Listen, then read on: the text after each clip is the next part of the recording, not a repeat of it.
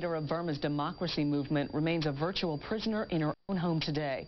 That's amid government concerns that she's inciting student protests.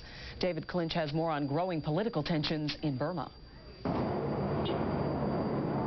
The Burmese military government has installed tanks in front of city buildings and a further sign it will not tolerate student protests of the kind seen earlier this week.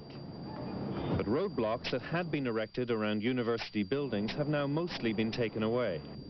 The moves appear contradictory, but may be a sign the government is confident the students will not attempt to challenge them again.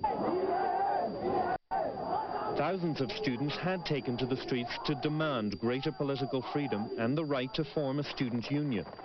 The military used water cannon to disperse some of the protesters and is reportedly still holding dozens of them. The apparent inability of the student groups to maintain the protests may also stem from a split in their ranks, some of them wanting only more rights for students, others interested in a wider demand for democracy in Burma.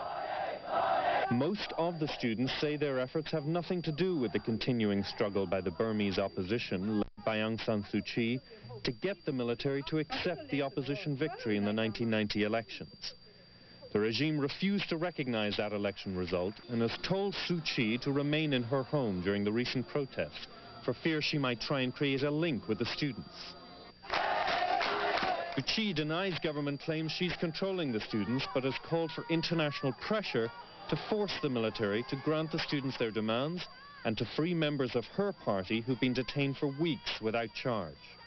The government issued strong warnings to students this weekend not to begin their protests again and warned the United States, which had strongly condemned the latest crackdown, to stay out of Burmese affairs. The US says its diplomats in Rangoon are being prevented from visiting Suu Kyi, a move they describe as deeply disturbing. The sight of tanks in the streets of Rangoon has done nothing to abate the American criticism of the military government. David Clinch, CNN reporting.